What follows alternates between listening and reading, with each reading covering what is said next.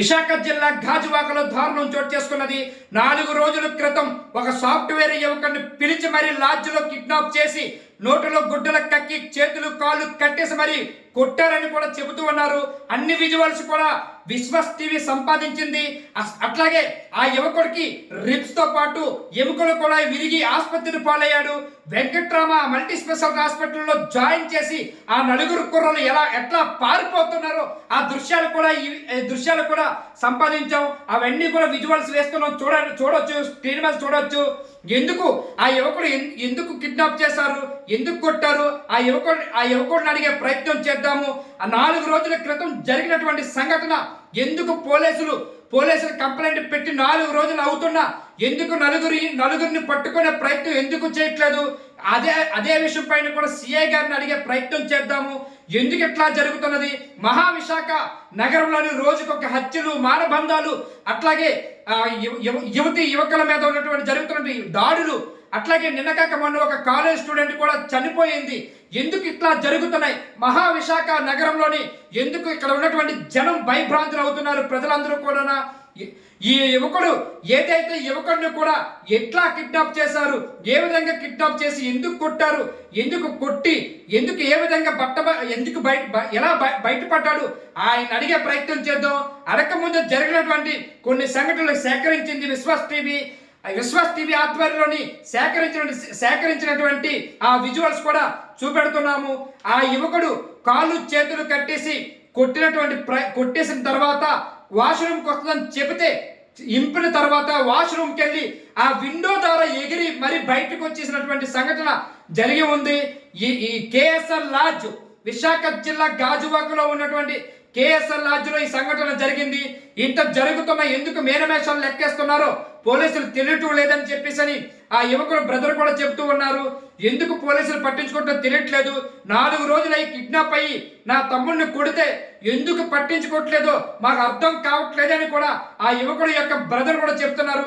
ఆ యువకుడికి ఫోన్ చేసే ప్రయత్నం చేద్దాం, ఆ యువకుడితో మాట్లాడదాం, అన్ని విధాలుగా ఆ యువకుడి ద్వారానే తెలుసుకునే ప్రయత్నం చేద్దాం. ఇప్పుడు ఆ యువకుడికి ఫోన్ చేద్దాం.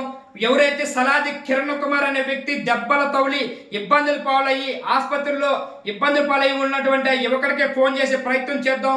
ఏం జరిగింది, ఎట్లా జరిగింది, ఆ యువకుడి మాటల్లోనే తెలుసుకుందాం. ఎందుకు ఎట్లా జరిగింది, ఎందుకు కొట్టారు, ఏ విధంగా కొట్టారు. నమస్కారం కుమార్ గారు. హలో, నమస్కారం కిరణ్ కుమార్ గారు. ఏమైందండి అసలు? ఏమైంది, ఏం జరిగింది అసలు? ఎందుకు మీకు దెబ్బలు తగిలాయి, ఎందుకు మీరు ఆసుపత్రిలో పాలయ్యారు, కారణం ఏంటండి? సార్ నా పేరు salad Kiran Kumar sir. Okay. నాది వచ్చేసి ఎస్కోట్ సార్. నాది ఓకే. యశ్వంత్ అనే ఒక కుర్రోడు ఒక 2 years బ్యాక్ ఒక ఫ్రెండ్షిప్ చేశాడు సార్ నాతో. ఓకే. తనకి కొద్దిగా జాబ్ వస్తుందని చెప్పేసి ఈ మధ్యలో ఉండి ఒక కంపెనీకి అమౌంట్ కట్టాం సార్. ఓకే. ఆ అమౌంట్ కట్టిన తర్వాత జాబ్ లో జాయిన్ అయ్యాడు. 2-3 months చేశాడు, శాలరీ కూడా వచ్చింది. ఓకే. బాగానే ఉంది సార్. ఓకే. తర్వాత ఆ కంపెనీ వచ్చేసి మూసేశారు సార్ హైదరాబాద్ లో. ఓకే. ఏ కంపెనీ పేరేంటండి? కన్సల్టెన్సీ కంపెనీ నుంచి ఒక నేమ్ మీద ఉంటుంది సార్. ఓకే. అది నాకు ఐడియా లేదు సార్ సరిగ్గా. డైరెక్ట్ తన్నే పంపించాను. ఓకే. జాయిన్ అయ్యాడు, 2 months 3 months చేసుకున్నాడు, బాగానే ఉంది. ఆ తర్వాత వచ్చేసి కంప్లీట్ చేసేయడం వల్ల ఆ కుర్రోడు డ్యూటీ ఆగిపోయింది. ఓకే. నన్ను కలవడానికని వచ్చేసి వైజాగ్ వచ్చాడు సార్ నా గురించి. ఓకే. వైజాగ్ వచ్చి నా దగ్గరే 2 days ఉన్నాడు. ఓకే. ఫ్రెండ్షిప్ చేశాడు, బాగానే ఉన్నాడు అని అనుకున్నాను నేను. ఓకే. 3వ రోజు వైజాగ్ తను వచ్చేసి గాజువాక్ వచ్చేసి ఓకే. రూమ్ తీసుకొని రూమ్ లో ఉండి నన్ను వేరే వాళ్ళు డబ్బులు ఇవ్వాలి రారా అడుగుదామని చెప్పేసి ఓకే రమ్మని చెప్పారు సార్. ఓకే. రమ్మని చెప్పి చిన్నగా రూమ్ లోకి తీసుకెళ్లి లాక్ పెట్టేసిన తర్వాత మళ్ళీ ఎవరో వచ్చి డోర్లు కొట్టేస్తారు. ఒక 4 కూడా వచ్చారు వెంటనే. ఓకే.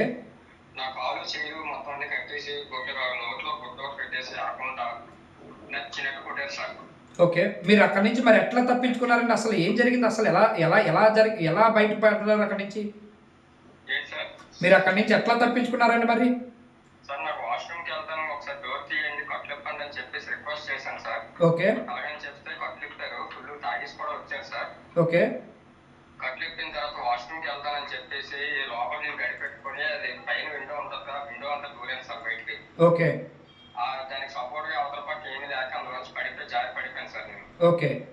పడిపోయిన తర్వాత ఆ సందులో దీన్ని శ్రోతకు కోరుకోకపోతే వాళ్ళే హాస్పిటల్కి తీసుకెళ్లి జాయిన్ చేయడం కూడా జరిగింది సార్. ఓకే.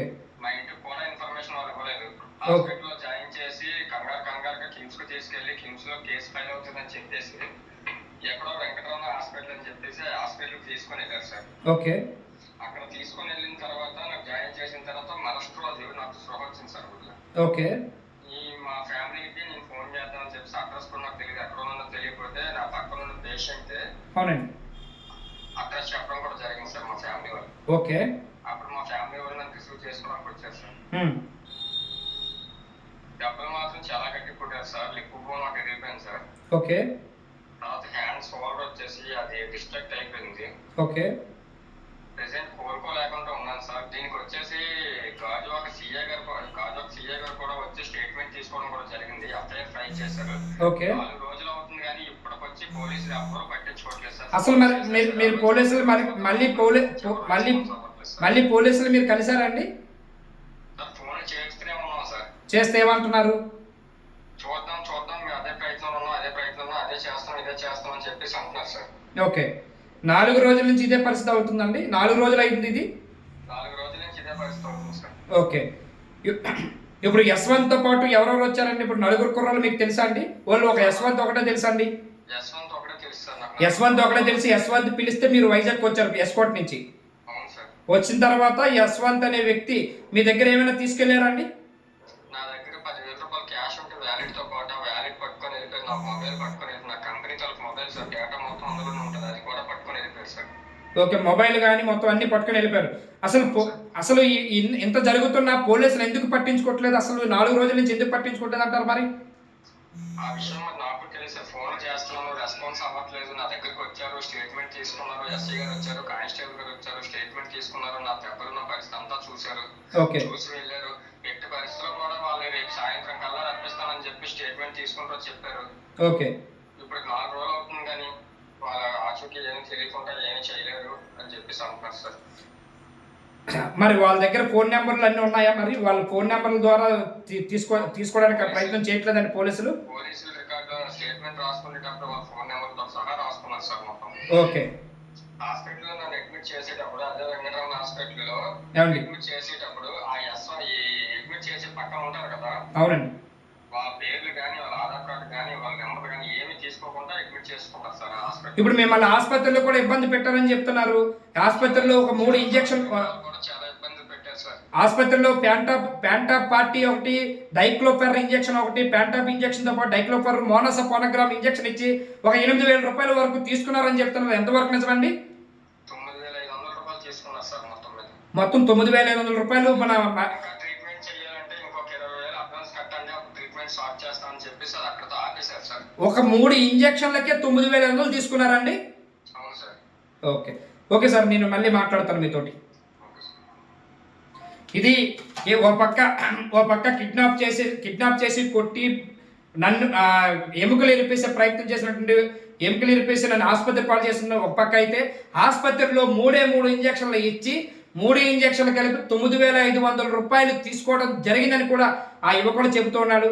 అది ఈరోజు విశాఖ జిల్లాలో ఓ పక్క దోపిడీ, మరో పక్క వచ్చి ఆత్మహత్యలు, మరో పక్క కిడ్నాప్లు, మరో పక్క మానభంగాలు ఇట్లా జరుగుతూనే ఉన్నాయి. మహావిశాఖ నగరంలోని మేలుకోవలసిన బాధ్యత ఉన్నదని చెప్తూ ఉన్నారు. ప్రజలు భయభ్రాంతులకు గురవుతున్నారు. పోలీసు వ్యవస్థ పూర్తిగా పనిచేయాలని చెప్పి కూడా వాళ్ళు చెబుతూ ఉన్నారు. అది వాస్తు స్టూడియో.